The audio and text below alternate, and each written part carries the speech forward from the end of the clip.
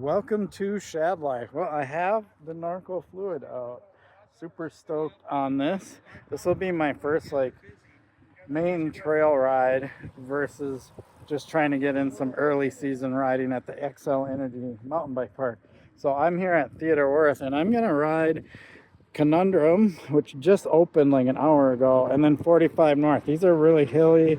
These are managed by the Loppet Foundations. And then after I do these two loops, I'm gonna head south along Theodore Wirth Parkway and hit the Mork and Mocha trails, which are south of that par 3 golf course over there, and do the north loop and all the way down to southwest loop and back. I should get a decent amount of miles, and I might repeat some laps. I don't know, we'll see, but I need to get in some miles today and some fitness and do a lot of these climbing loops, because next weekend is the Meesville 56 and I want to be at least in relatively decent shape for that event. So yeah, and I'll talk a little bit more about the bike too. So it is a little chilly today. It is well, my truck said 49 degrees when I got to the parking lot. The high for today is like 52, so a little chilly, but hopefully I'm dressed appropriately and I'll be working, so that'll keep me warm. Here we go, first climb. Whew. Right off the bat. Oh, that's where I crashed last year.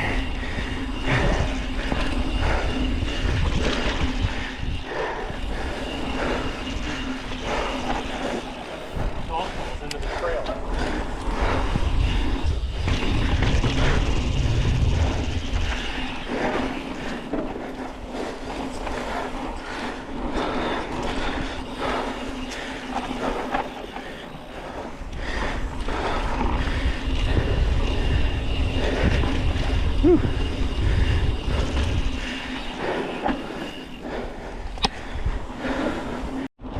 Okay, now into 45 North. Whew. Two things.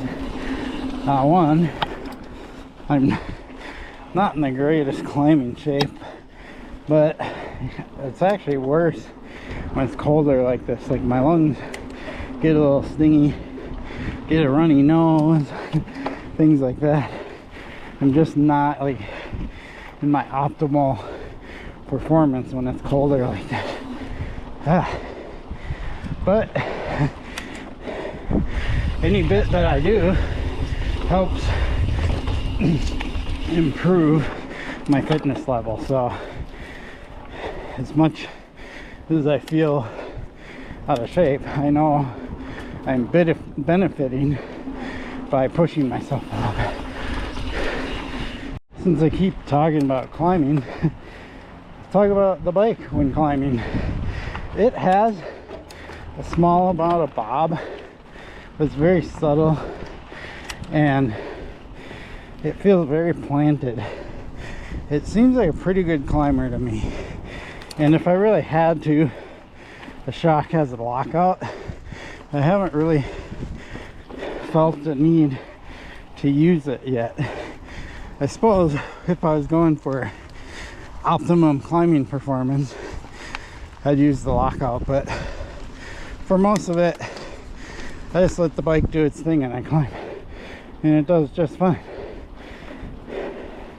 I'd say the split pivot of the Salsa Rustler I once had was the best climbing full suspension bike I've owned, and everything else just mildly less efficient than that, but not like enough for me to really care.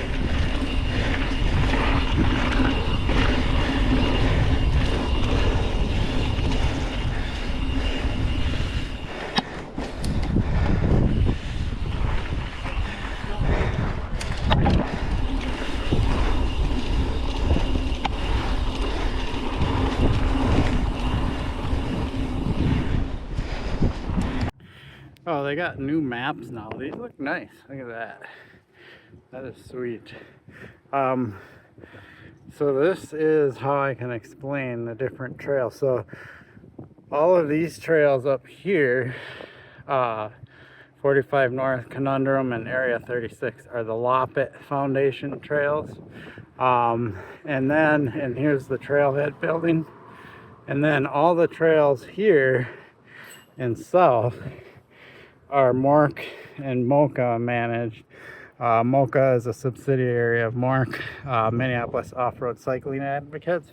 So this is the North Loop, and then you get used to be the old South Loop. So these two trails were the original trail systems, and then later on these got built down here. So that's why this is called the South Loop, which is kind of funny because there's more trails south of it.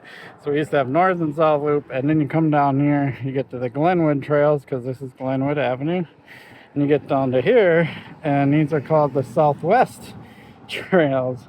So yeah, it can get confusing.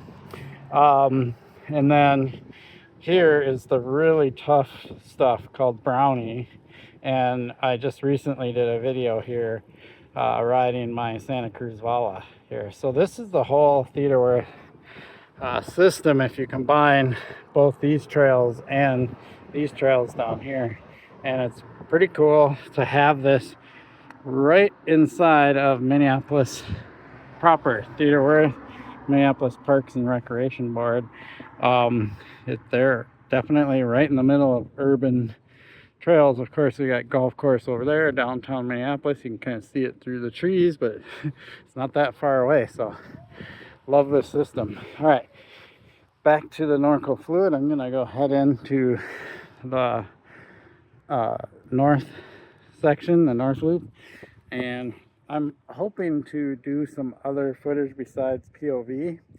I wanted to back there on those two trails, but there's these high school kids and coaches and stuff training, and there's just too many people coming up behind me for me to be able to stop, and there's not a lot of room on those trails to be like stepping off the side and setting up cameras and going backwards up the trail. Like, one of the reasons why, and I know people get annoyed that I do a lot more POV footage, is I don't have another person filming. Most channels where they have somebody filming or where they have a lot of non-POV footage, it's because they have somebody else with them that goes ahead on the trail and films the different sections as they ride through. I have to go and manually set up the camera on a tripod and then go backwards up the trail, and sometimes that's just not a very easy thing to do, especially when it's busy. So we will see. Hopefully the North Loop is a little more chill, and I can get a couple other angles and footage of this bike riding in the trails.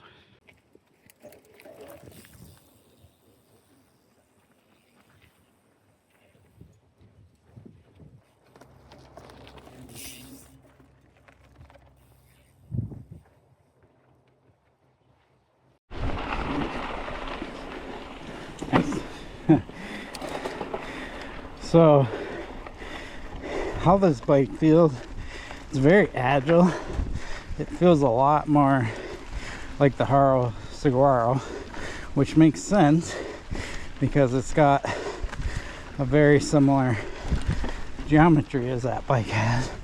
Same reach number, all that.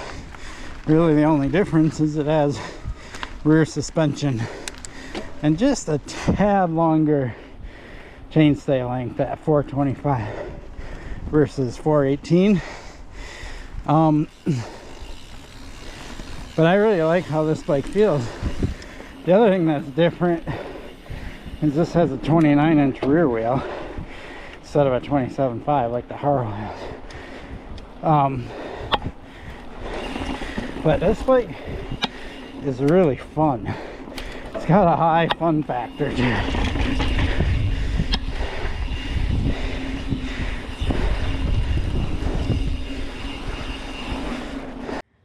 Now I just rode the Haro up this the other day and cleaned it my first shot. So my confidence level is pretty high that I'm going to be able to do it on the NORCO Fluid for two reasons. One, it's full suspension. Two, it's got 29-inch wheels front and rear, which should help me get up that, but doesn't mean I'm going to accomplish this goal on the first try. We will see in a moment.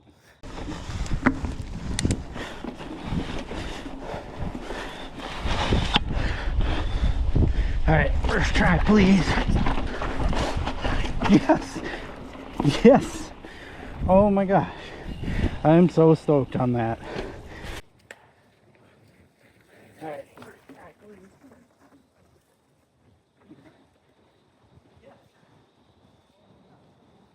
please. So that right there is one of the advantages of having a more active suspension. It's like when climbing, if your suspension is still relatively active, it'll just go smoothly over stuff like that. It won't, your rear wheel won't be skipping around and doing all these kind of unpredictable things, and that makes it nice. Like, that was probably my smoothest effort ever going up that rock garden, and I've gone up it a lot of times, a lot of different bikes. One thing about this bike is that it has Shimano XT on it, and I just did a riding review of the SRAM Eagle 90, which is the new T-type mechanical shifting by SRAM, and I like XT. I always liked XT, and I feel like the shifting is crisp and pretty solid. I can even somewhat shift under power into easier gears, but it is definitely, you can feel it in the drivetrain. You can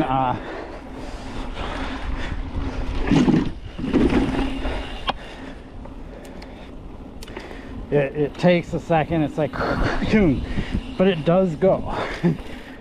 It does feel like it's, you know, more harsh, but very subtle harsh. Aside from that, like, if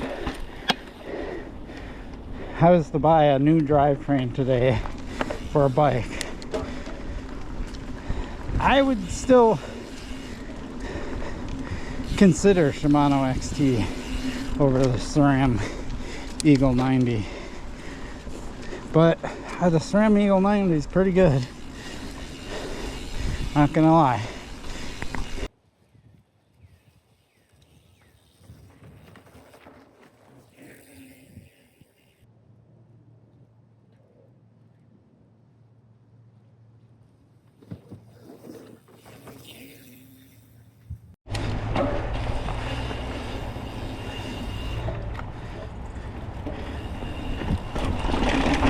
Yeah.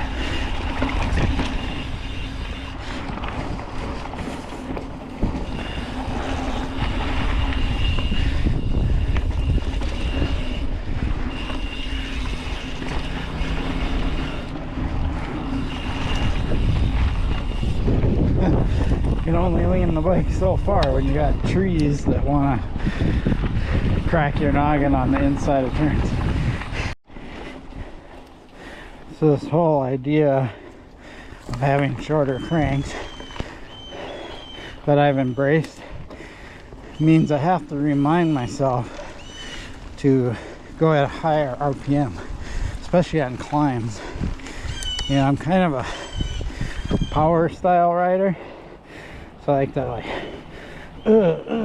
up the climb, right?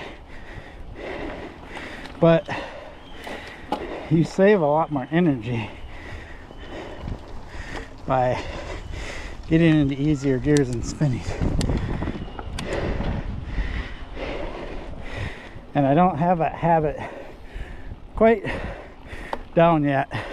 I catch myself doing this power thing. And with 165 cranks, it doesn't work very well.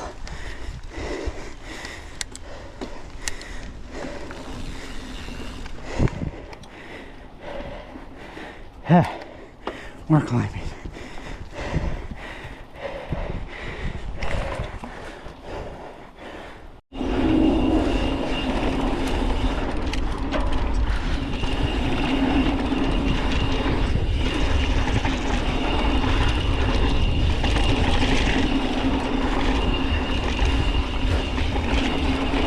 Bumpy turns aren't so bad on this bike. I really think the suspension on this is really dialed.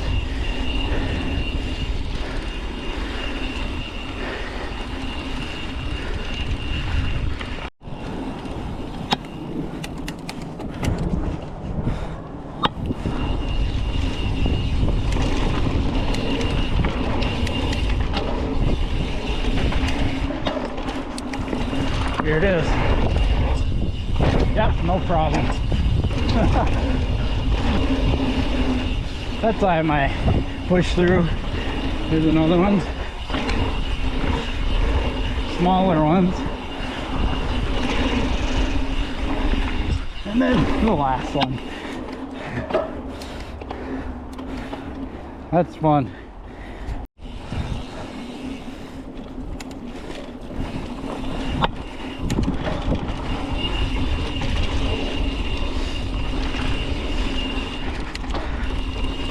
Well, I have to say, for a spontaneous purchase, this NORCO Fluid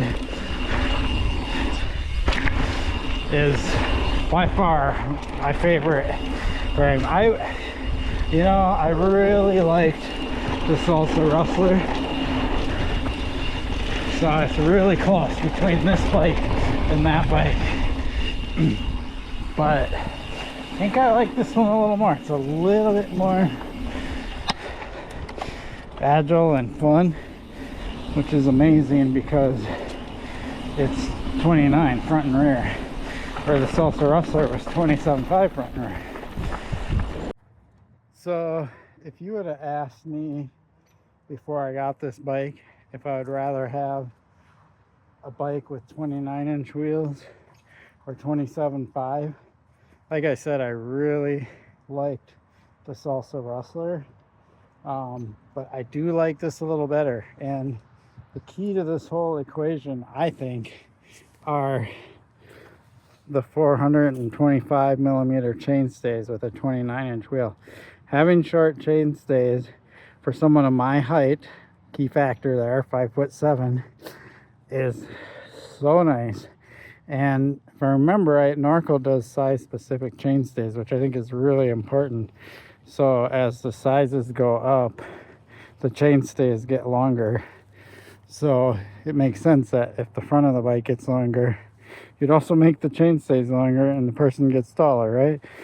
There's so much logic behind that. And I feel like most of the bikes I've ridden, the chainstays are just too long and they don't give me that agility, that agile feeling that I like when I talk about wanting to be the pilot on a bike versus the passenger. So there you have it. NORCO Fluid.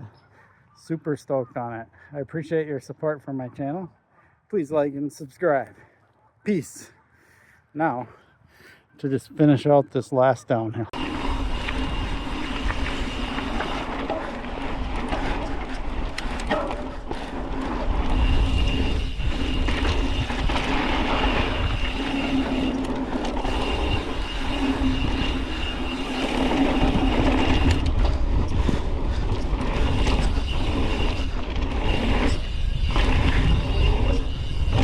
Yeah.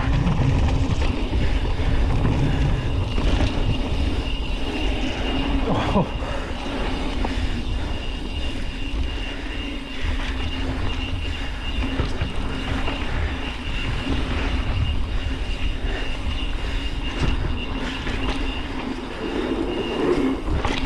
Yeah.